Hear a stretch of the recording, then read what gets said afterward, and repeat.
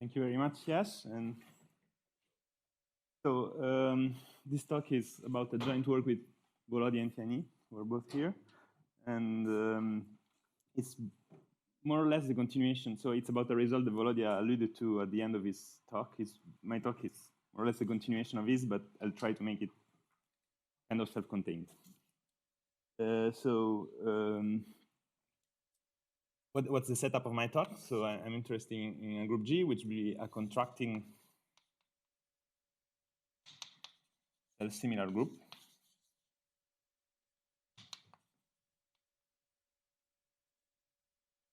Let me remind what this means. So it means a group G together, which is given actually. So it's going to be a faithful contracting self-similar group. Speaking, which admits homomorphism called the Ritz recursion to the symmetric group of X semi-direct product with so Ritz product with G itself, where X is some finite alphabet. Any finite alphabet will work. So and this data, as Volodya explained, it's called a Ritz recursion. It's something like you can iterate. So actually, what does this data give you is so you can look at. So the X star is the set of all finite words in the alphabet X, and it's naturally a rooted tree.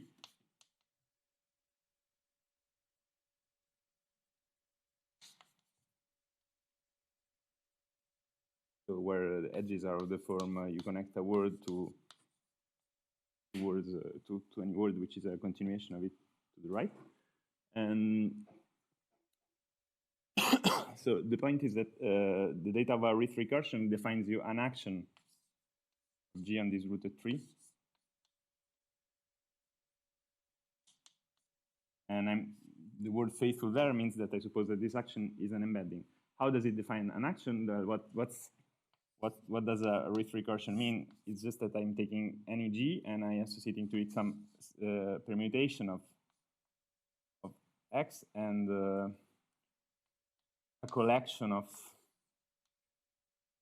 elements of G associated to each element of the alphabet, which are called the sections of G at so the action you can define it basically recursively. So given G, it will act on the first level of the tree by the permutation sigma G, and on the subtrees it will act using these automorphisms.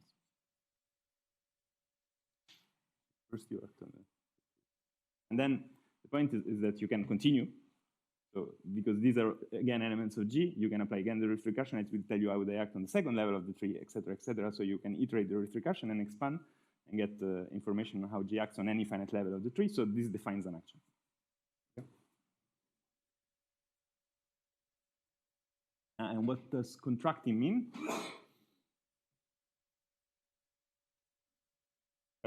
Colin sort of explained it in a slightly different setting. So contracting means that when you iterate the Ritz recursion enough, so you go deep enough to the level, the automorphism of the tree that you see are decreasing in word length, which is the same as saying that they're exponentially decreasing asymptotically with the level. And a more synthetic way to say this is that there exists some finite set of G, subset of G, called usually the nucleus, and some such that for every G, in G there exists some N which depends on G, so that, well, N0, so that the section of G at vertex V is in this finite set in the nucleus for every V in Xn, and where N is any level at than N0. So when you get to level N0, you say elements in this finite set, and then again. It's the same as saying that. So as we said, not gonna go. So the main source of examples is iterated monodromy group And it's also one reason why this notion is very interesting. So the main reason, I would say, why this notion of contracting is very interesting is that there is this source of example. So wherever you have the simplest case is in the TEF is expanding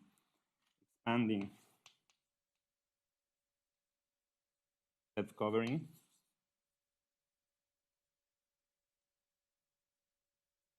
of some topological space, compact metric space, say, of finite degree.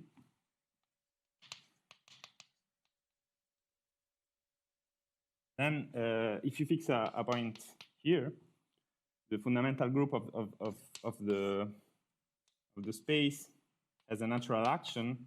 Well, where it has, if you take, for instance, the fiber. So this covering, you can iterate it. So it acts on the fiber of the base point, naturally, which is a finite set. But it also, you can iterate, so it acts also on the fiber of 2 iterates of the covering, etc. So it acts for every n on the fiber and fiber of this base point. So it has an action on the disjoint union for n positive. And this is naturally a rooted tree, right? It's a rooted tree of pre-images. And the point is that you can make choices to index this set by some finite alphabet in a natural way. And so if I call this action alpha, the iterated monodromy group of this data is going to be the fundamental group quotient by the kernel of the action, so that it acts faithfully on this rooted. And actually here, asking that f is an actual self-covering of the space is a bit too restrictive. What is better is to ask, for instance, that f is some finite self-covering defined only on some subspace. And because this allows to speak of this notion also, for instance, for branch covering maps. And actually, even more generally, you can relax this to inclusion to be just a continuous map, as already explained, but I won't get there again. And main source of example is post-critically, so any rational function on the complex rational function, which is, remember, post-critically finite, means that the forward orbit of every critical point is finite. So seen as a map on the Riemann sphere. And if it's post-critically finite, you can remove finitely many points here and here to go in that situation. And it is a fact that actually contracted groups are all sort of this form. There is this construction, let me recall it very quickly. The limit space of a contracting group. What is it? It's, well, as a topological space, you can define it as, I denote it J, I guess it's a J, what they usually denote it like this. J of G as the quotient of the set of left infinite sequences in the alphabet X modulo some equivalence relation. What is this equivalence relation? Is you identify two sequences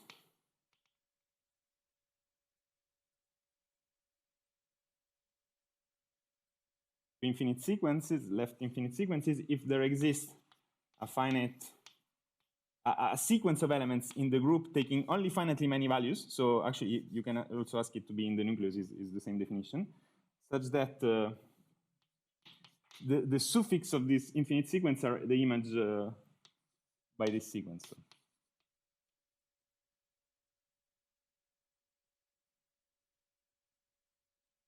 Okay. And in this example here, if you start from a rational, post-critically finite rational function, go to the iterated monodromy group, and then do this construction, what do you get? Is a Julia set, the rational function.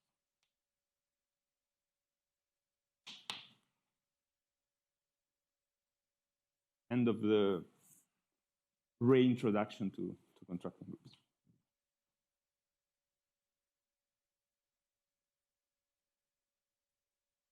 what do I want to say next? Okay, so what's the main question of my talk is, well, what is the main open question in the field?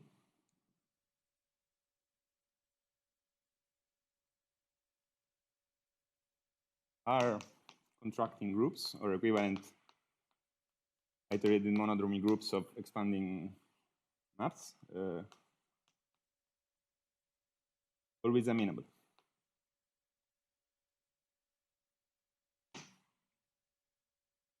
So what's intuition behind this question? There are many reasons why this question is natural. One of them is that, first of all, this class of groups was, so this theory came much later. Volodia and Laurent Bartholdi and other people developed it starting from the early 2000s. But before this, since the 80s, even the 70s, there were many, many examples of groups given in that way. The most well-known example of such a group is the Grigorchuk group. The Grigorchuk group is the first example of a group of intermediate growth, and it's also the first example of a group which is amenable, not elementary amenable. And actually, for a very, very long time, until a few years ago, all sorts of examples of amenable, non-elementary amenable groups came from this kind of construction. But it's still not known if all are amenable. And another sort of, maybe a bit more fluffy, but from the dynamical perspective, why is this question natural? Well, what is the most basic situation of this? Is where if you have M a manifold, a Riemannian manifold, and you have which admits an expanding map to itself, an expanding self-cover. And this is the theorem of Gromov on polynomial growth. Actually, was proven. The motivation to prove it was to show that any such manifold has nilpotent, virtually nilpotent fundamental group.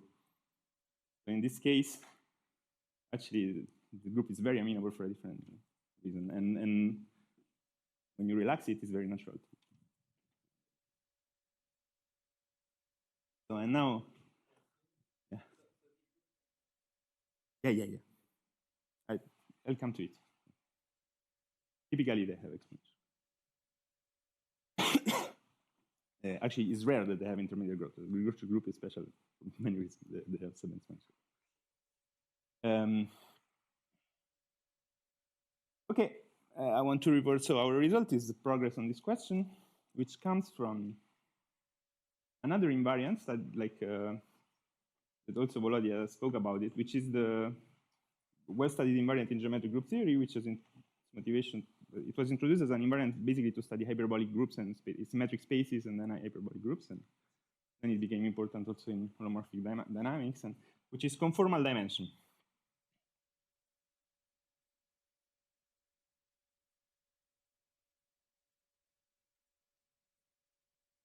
So it turns out that in this setting, you can define a notion of conformal dimension for this guy.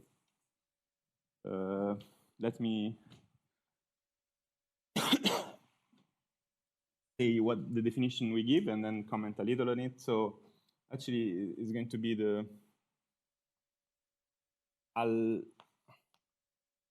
course regular conformal dimension. So the definition. Alfor's regular, so IR stands for Alfor's regular conformal dimension of the limit space of a contracting self-similar group is going to be the infimum of all alphas such that there exists a metric D distance on D, which has some nice properties. So I want it to be Alfor's regular of Hausdorff dimension alpha.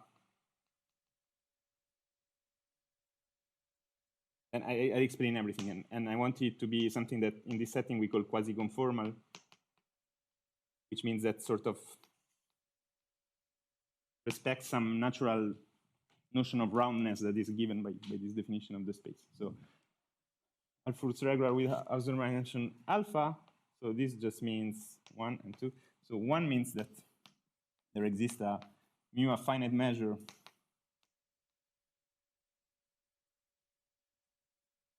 on the space, so that the measure of bolts with respect to the distance is approximately up to constant scales as r to the alpha. And 2, well, it's a bit longer to explain, but this space, so if you think of, comes with some natural partitions because it's a limit of sequences. You can take the natural partition that comes from looking at cylinders at the level of sequences at level n. And I want this pieces of this partition to be approximately round. So more precisely, given V in Xn, the set tau V of points of the form x minus, well, whatever, x minus n plus 1, V is called the tile, the limit space. And given a point in the limit space, let me denote by sort of tau x plus what? All the set of tiles, the union of all the set of tiles that either contain, such that intersects non-trivially the tile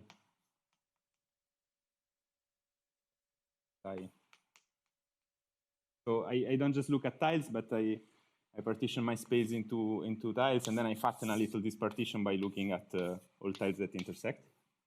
And huh?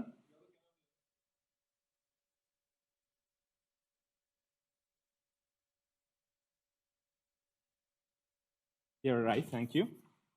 And psi depends. So, and this gives a sort of a natural notion of pseudoball in the space. You want to preserve, and saying quasi-conformal means that for every, so that there exists some constant C, such that for every psi and n, you can find some balls, so that the ball around C of radius R1 is included in this pseudo ball.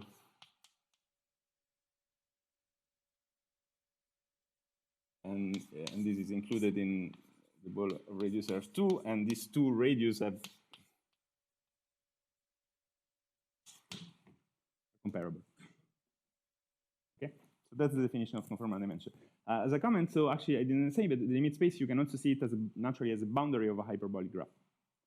When you have a boundary of a hyperbolic graph, you have a well-studied notion of conformal dimension. You can also give that definition. A priori, it gives something a bit larger, but that might be larger, but in all examples, can show, many interesting examples, we can show that actually they coincide. We don't know if it's true in general. And for what I'm going to say, the result I'm going to say now is stronger if this thing is smaller. So, huh?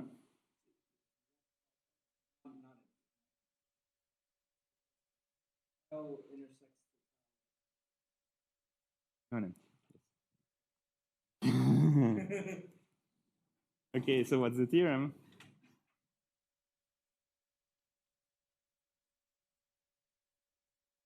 We proved it, Volodia and Zheng, is that if G is a contracting sensimilar group, so as above,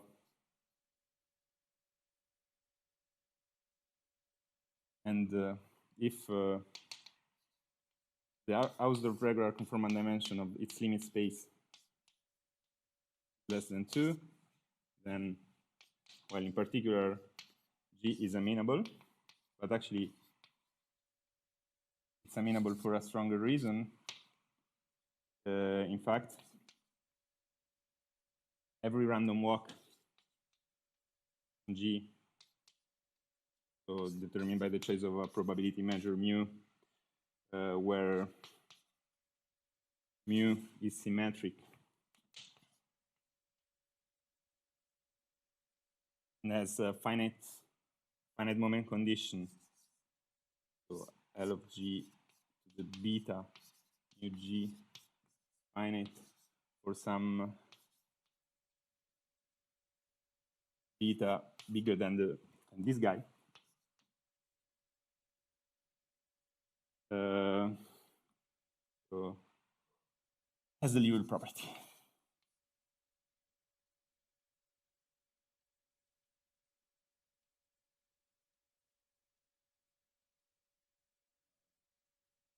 Liouville property is just synonymous of the fact that the Poisson boundary is trivial. And it's also the same as saying that all bounded mu harmonic functions are constants. So let me remind you, there is a general relation between Liouville property and amenability. If a group supports a non-degenerate probability measure so that the random walk has a Liouville property, then the group is always amenable. The converse is in general not true, but what is true is that on any amenable group, you can construct some measure which has the Liouville property, but in general, this measure will be very dispersed. In particular, it won't satisfy any nice moment condition. So this, of course, is true if, for instance, for finitely supported measure or even all finite second moment measure, regardless of the asymptotic dimension, because of the assumption that you do. Okay.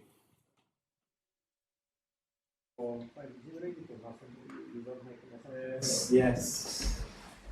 G is a finitely generated contracting self-singular.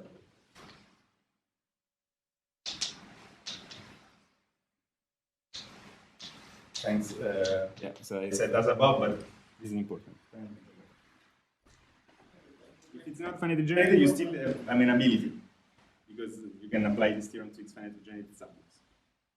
The Liouville property is less clear what it means. Okay. Okay. Let me say also the main sort of why is this theorem nice? One reason why it's nice is that there's the following corollary.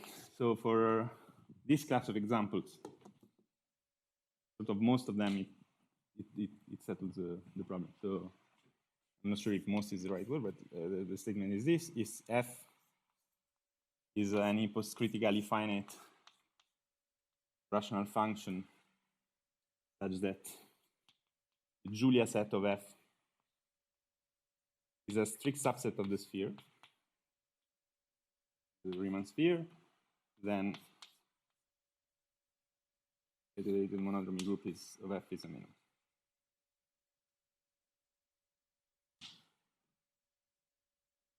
Why is that? Because actually you can show that this notion of this identification preserves the notion of conformal dimension, in particular bounded above the Hausdorff dimension of any, so of the usual metric on the Julia set, and this is less than 2 for a result of Macmillan already mentioned. And to actually, okay, there are more names to say, so to mention here, to show that this notion of conformal dimension is the same as the notion of conformal dimension for Julia sets that people studying in holomorphic dynamics. You need to use results of Peter Heisinski and Kevin Pilgrim, who actually developed a notion of conformal dimension for in the abstract setting of sort of similar to this, of expanding maps on abstract spaces, and they show that in the case of the limit space of a contracting group, their notion coincides with.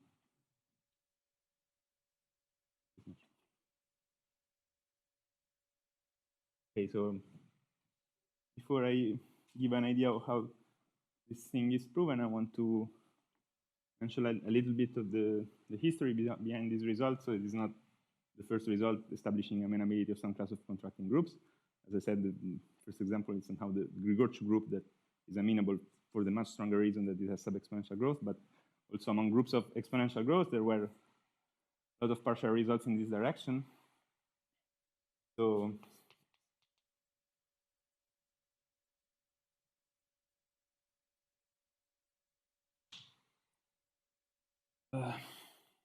perhaps the historically very important result, a very important example, is the iterated monodromy group of a specific post-critically finite polynomial, which is z squared minus 1. Volodya talked about it in his talk. So this acts on a tree of degree 2, because it's as degree 2. And you can actually write explicitly. Since I was asked yesterday to give one explicit example of contracting group, I will give this one. So you can write explicitly recursive generation, recursive definition of it's generated by two elements which have the following recursive definition. So A acts on the tree by swapping the first two levels, doing B on one subtree and nothing on the other subtree. And B acts on the tree by doing nothing at the first level, A at the first on one subtree and nothing on the second. This is an example of Ritz recursion. Now if you continue to expand this definition, you get both elements. And this group was discovered by Grigorchuk and Zheng before this theory came out. Then they studied it and realized it has exponential growth, and you cannot obtain it as from subgroups of sub-exponential growth via the operation that preserve amenability. And later, Bartholdi and Dirac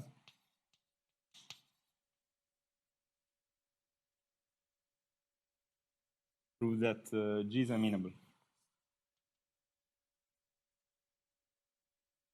In fact, what they proved, this was not explicit in their first paper, but Kajmanovic sort of wrote a nice reformulation of their proof, and their proof what actually gives is that the simple random walk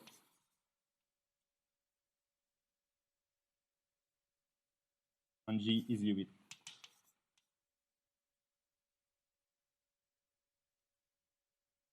So really the equidistributed random walk on this specific generating set and the inverses. And it's very important, this choice of generating set, sort of a bit of a magical.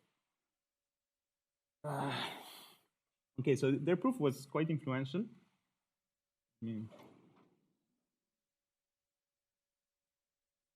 So, and this was about the early 2000s. I am not sure exactly the year, maybe 2002, around 20 years ago.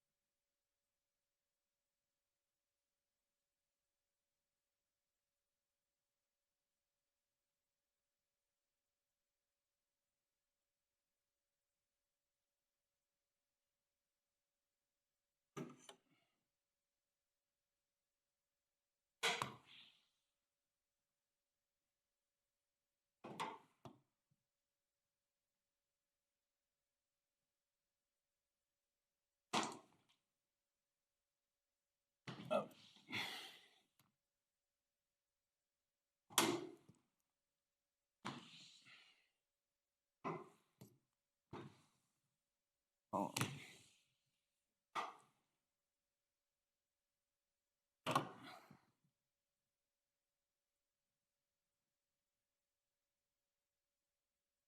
So their proof was later extended to some broader classes of groups, and more specifically, there's a way you can try to measure how complicated the Ritz recursion defining elements of a group like this is.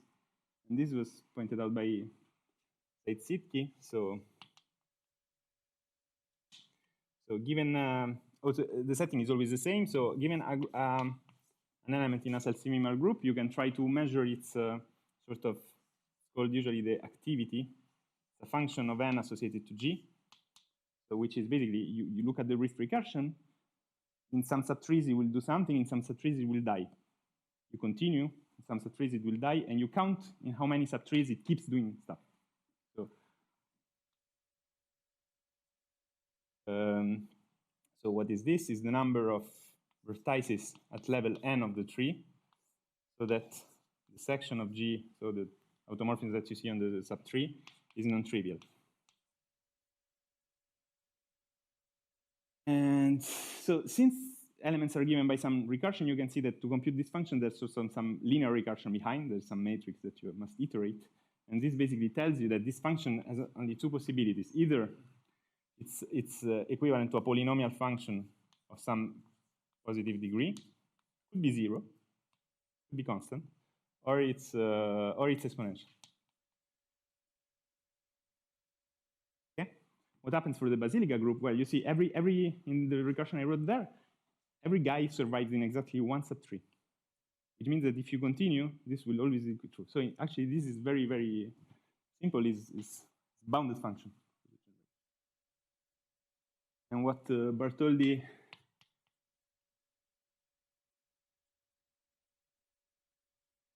Emanovich and Volodya proves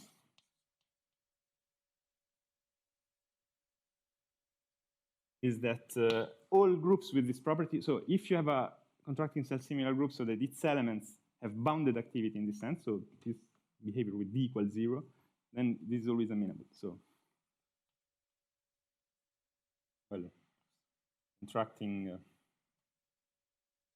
if all elements we have G n bounded, and constant maybe depending on G, then G is amenable. So this G is called bounded self-similar group.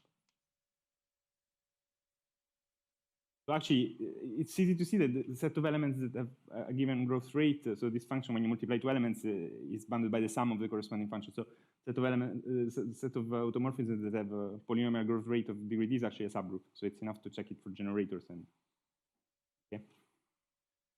So how does this proof go? It's kind of interesting. Because the method of Bartholdi and Virag really relied on the specific properties of that random walk. It's actually not clear that even on the Basilica group, you take any random walk symmetric, even with finite support, and it will be Liouville using their method.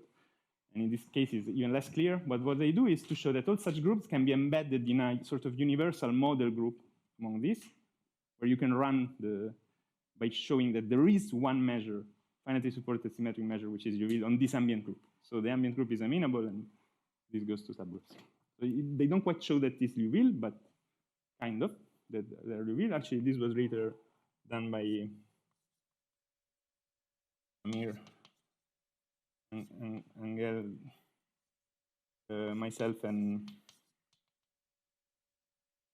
Balin Dirag. What we showed is that in this case, in fact, all symmetric finitely supported random walks are Liouville. So this is, the result is a very minor improvement of this because it was almost there. But actually, to show this, you needed some different understanding, and it's a little bit, the proof of the theorem there uses some, so this, in a sense, the part of the, so starting point is sort of more the way we phrase it here. And then there was there's a long story. I won't explain it all, but a few years later, there was a lot of progress in the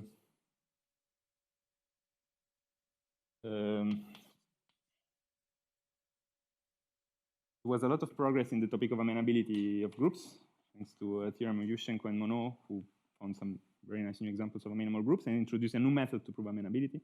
This method has been turned out to be powerful. It's no longer based on the rule of property, though it sort of implicitly uses a random walk. And using this different method, Yushchenko, Volodya, and Michael de la Salle gave a criterion that, in particular, you can use it to show that if G is a contracting group of polynomial activity,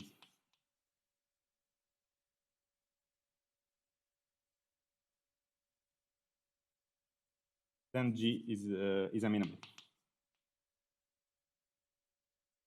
I don't write all the names that I should. To actually see that their criterion can be applied here, you need to use more the result of Volodya with Kevin Pilgrim and Dylan Thurston. But, so for contracting groups, also in this case, amenability problem is set. But actually, so there is this theorem of always, well, Volodya, Kevin Pilgrim, and Dylan Thurston is that polynomial activity implies that the conformal dimension of the limit space is actually 1. So it relates to the theorem there.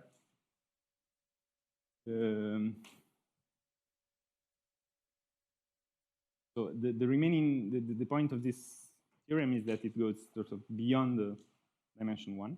So dimension 1 at the level of Julia set is sort of very restrictive. It means sort of that it's very easy to disconnect the Julia set, that you have local cut points or small sets of cut points. And this is what here in you do have examples that have dimension arbitrary close to 2. And so in particular, they fall here. So this is sort of the first time we kind of attacked the amenability question in this area. Okay, now let me have 10 minutes. I want to give you some intuition how you might hope to study such things and prove. I wanted to be able to explain the proof, but so how do you study the triviality, the Liouville property for random walks? There is a fundamental criterion.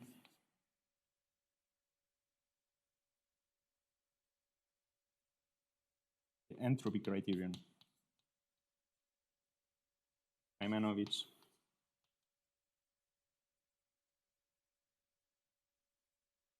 Gershik.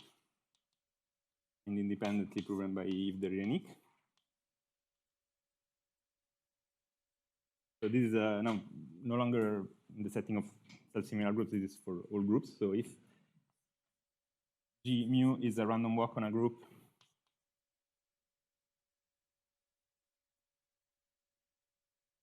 a countable group, and so this, let me denote by random walk by Zn. So this means I'm just taking random products of n random variables where each one of them is independent and distributed as mu. And if the step distribution of the random walk has finite Shannon entropy, let me write what this means.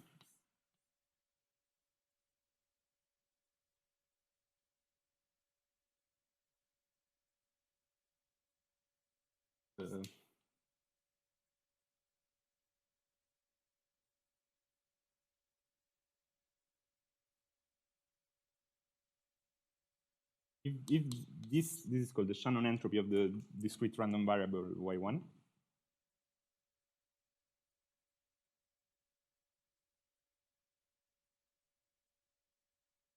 So under this assumption, then the Liouville property is equivalent if and only if, when you look, well, you can look at the following more interesting quantity, which depends on the asymptotic behavior of the random walk. The asymptotic growth, linear growth rate of the Shannon entropy of the n distribution of the random walk. This is a definition. This is called the random walk entropy or asymptotic entropy. And the Liouville property is equivalent to this thing vanishing. Okay.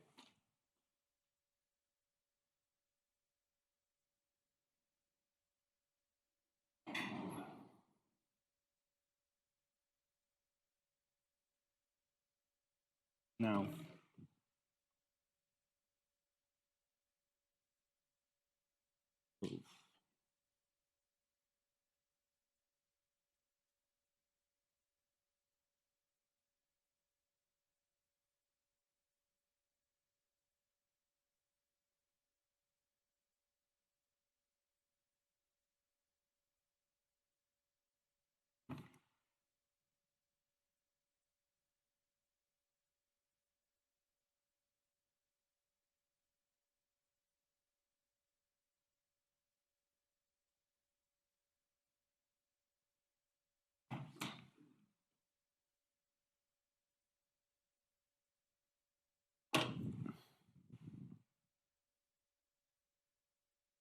what happens now? Let's go back to our setting of. So the reason why this criterion is very useful and powerful is that entropy as random. So entropy of random variables is pretty amazing properties. In particular, it is very sort of. It has very good additivity property. So meaning that if the random variable of the entropy of some discrete random variable, if this random variable you can determine it by knowing some collection of the random variable, will always be bounded by the sum of the entropy of these random variables. So this sort of allows to. But let me be more precise and then we comment on the philosophy. But now let's go back to the case where G is a semi-R group. Now, for the beginning, it's not important that it's contracting, just a semi-R group. So let's look at a random walk on G. Now, what you can do is to analyze the random walk, to fix some k, and look at what happens. Sort of expand your risk recursion up to level k of the tree. Okay. So in particular, level k, the n is completely determined by what happens by some permutation associated to the n and the collection of its section. So you want to know for each k how it permutes the first the level and what it does on each subtree below each vertex. That's what this notation means. And entropy, when you want to bound this entropy, so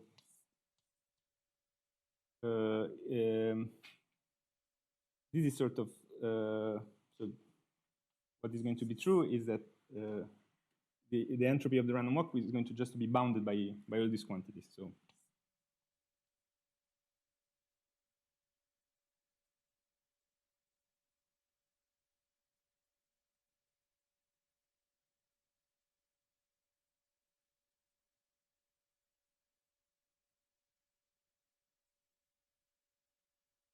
these are random variables. This is because entropy, what is the Shannon entropy, is basically a measure of when I give you the value of the random variable Zn, how much information do you get on the values of all the steps of the random walk up to point 10. That's a way to think about it. So definitely, if instead of giving you the value of Zn, I give you the values of all these quantities, you know Zn. So that's how Shannon entropy works. So when you want to, and this is actually, now we apply something. So what is true is also that entropy of a random variable in taking values in any group, finitely generated group, is always bounded up to constants by the work length of the same random variable.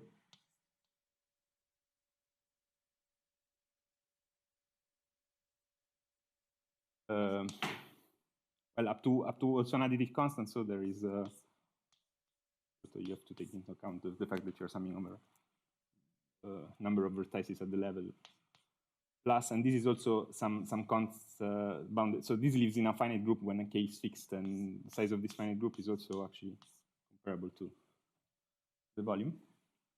Okay, but this now when k is fixed, if we fix k and we let n tend to infinity, this means that G mu is Liouville. To prove that G mu is Liouville, it is enough. The random walk is Liouville. It is enough to bound asymptotically with n this quantity.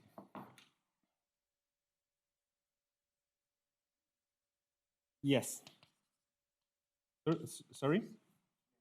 When you divide by n, here it's fixed, so this doesn't matter. So what you want to show is that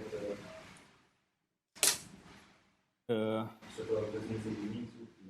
limit of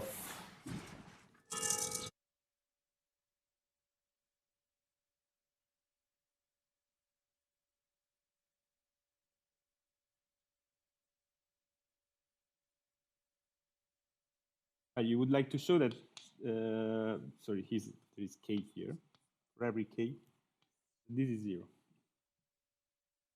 Okay, but now you can say this is completely useless because, of course, I mean, also I would. Sorry? By n here, yes.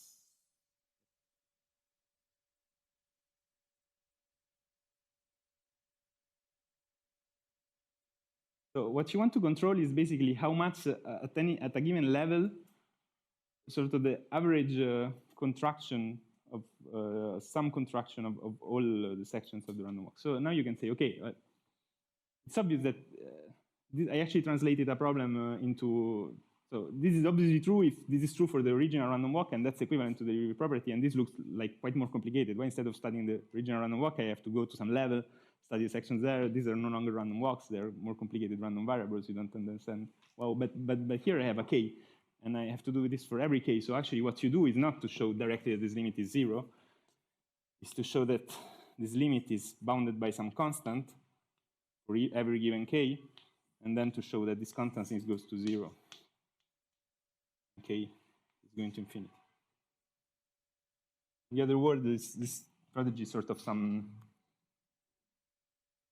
You expand the risk recursion, you gain a little of information because you expanded it up to some finite level. This doesn't yet allow to show anything, but then at that scale, you sort of approximate things as if they were happening in a free group, and you get some linear bound, and when you go deep, you will eventually. That's this is a strategy, so this is not at all new, neither surprising. It's the problem is how you do this, but I'm out of time. Sorry. So let me just say very, very quickly how you do this. So what is this section? This behaves like some cocycle, right?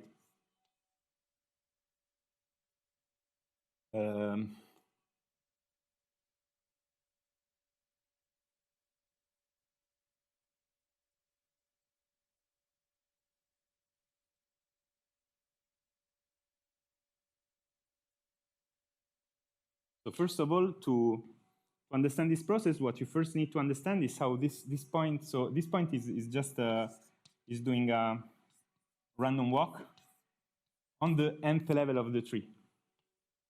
So basically, on a graph gamma k, whose vertices are x to the k and whose edges are of the form well, you connect well the Schreier graph of the action basically, but with weights given by the measure. What are these graphs? So what you can get convinced is that morally, you can think of the sequence of Schreier graphs as a sequence of sort of